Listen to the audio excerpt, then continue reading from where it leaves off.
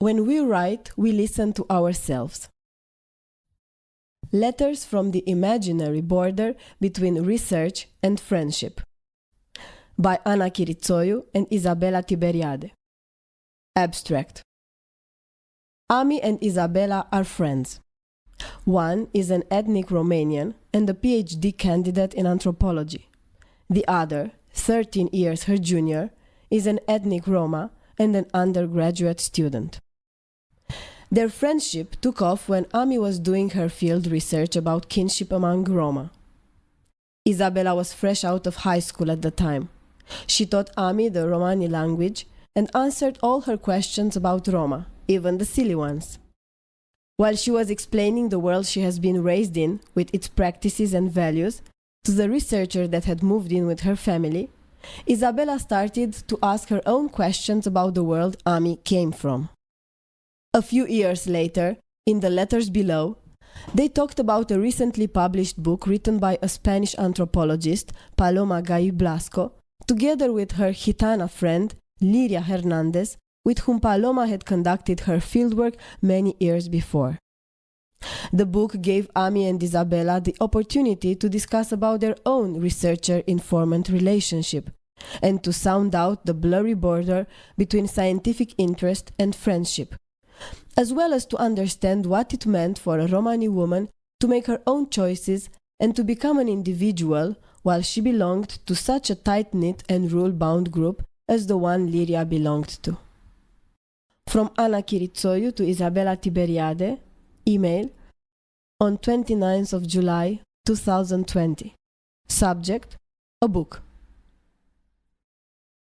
Dear Isa, after leaving the field, I've often contemplated that the people I worked with may not have quite gotten why I was studying them exactly.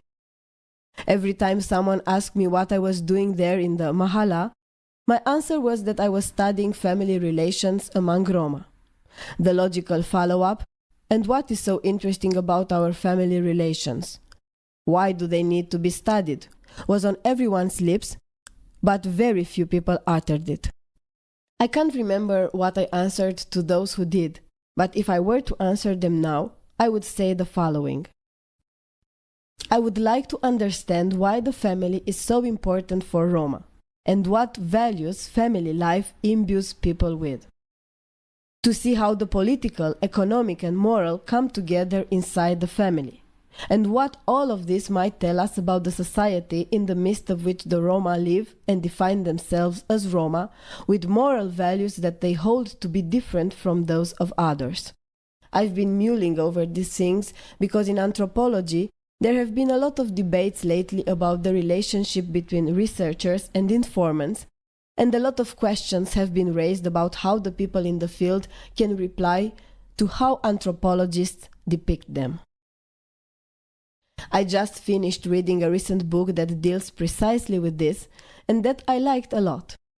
I think you like it too, because it describes very accurately the relationship between a woman researcher, Spanish, non-Roma, and the Gitano community in which she did her research, and in particular her friendship with Liria, a woman from that community.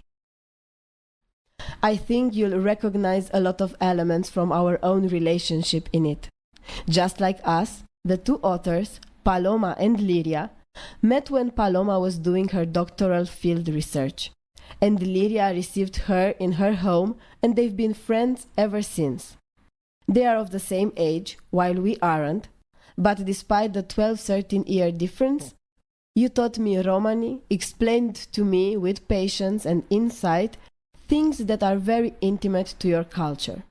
I don't think I've ever told you how much I appreciate your effort of looking at your culture and your community somewhat from a distance so that you can translate them to an anthropologist. And one more confession. The anthropologist's relationship with the people she studies is inherently awkward. It's true that when you spend a lot of time in the field, people tend to forget that you're there to study them. Sometimes you yourself forget. But at times they remember that you have this double identity and that while you laugh and cry with them, you also take mental notes. I think a lot about whether the people I talk to were themselves wondering, while sharing sometimes sad or disturbing personal details with me, whether I was listening to them out of human empathy or out of scientific curiosity. The truth is, I, for one, can't really distinguish between the two modes of listening to and engaging with the people I work with, or indeed with most of my friends. The book I'm sending you made me think about my relationship with you and with your family, and to ask myself, where does scientific interest end, or interest pure and simple, as your mother once told me when I neglected to drop by her and thus come across as rude, that I had befriended her out of interest. I know she said this because she was upset, but I remembered it because in a certain way it was true. And where friendship begins. In fact, the border between familiarity and research cannot be too clear. The two need to coexist somehow. I couldn't have done this research without becoming part of your lives, without this mutual friendship. Let's call it that as a synonym for familiarity, because that's what the authors call it in the book, writing friendship. But it doesn't end when fieldwork does. Or maybe it's only then that it truly begins. I can't wait for you to tell me what you make of the book. Isabela Tiberiade to Ana Chirițoiu. 10th of August, 2020. Subject: reply to a book. Dear Ami, thank you for sending me this book. I couldn't stop reading. Yet another book celebrating friendship, like the novels of Elena Ferrante that you recommended to me when you were living with us. So I'm writing to you both as a friend and as an informant. I really liked when Liria wrote the following about Paloma. Sincerely, I don't know when Paloma listens to me as a friend and when she listens to me as an anthropologist. Because along the years, especially since we started to write the book, really I have realized that as an anthropologist, she never stopped studying or investigating constantly. Before, I thought that she only worked when she had a pen in her hand or a tape recorder. But later I realized that her work went much further. It's 24 hours a day.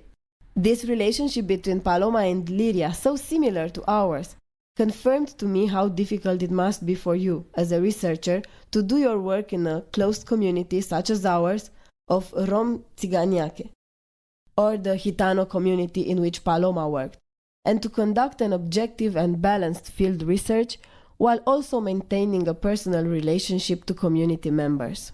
What stands out for me in the book is the idea of trust. The trust between Liria and Paloma dismantled the barrier between the two worlds each of them came from. It's interesting and delightful for me to read about a situation that's so similar to ours. When you came to do your fieldwork among us, for us it was something new and obscure, and we were afraid, although we didn't know of what exactly. But between you and me, there was an immediate click, as if we started holding hands, something warm and familiar.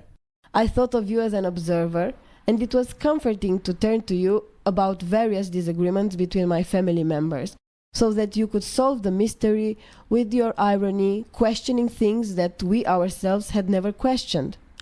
This way you managed to help me understand my own world better. This filter that you anthropologists have is so interesting. The fact that you know what to select from our confessions, reorder it, and give it another meaning.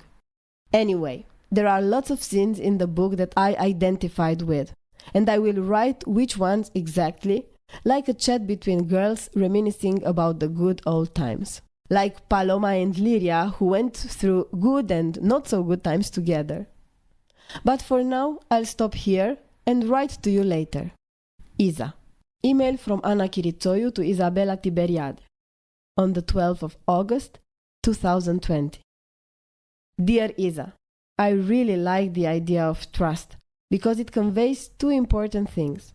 One is that an anthropologist needs to earn the trust of the people she works with, and she cannot do this unless she trusts and respects them in turn, both in her own terms and in theirs, because no matter how much cultural variation there might be in these notions of trust and respect, they always meet somewhere in the middle.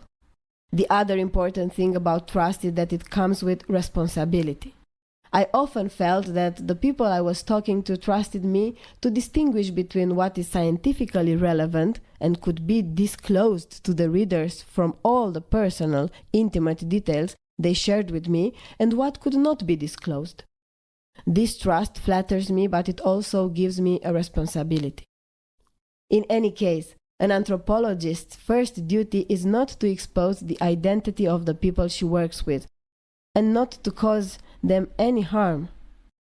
But another duty, a bit more complicated, is to not expose them, make them vulnerable, or not to turn them into prey, as you say, while telling the truth at the same time.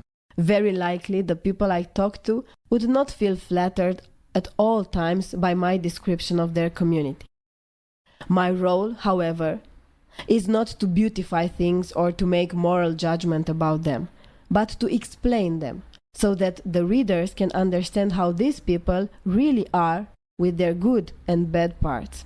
I like this idea that the anthropologist's observations can reveal new information not just to others, but even to the people they worked with.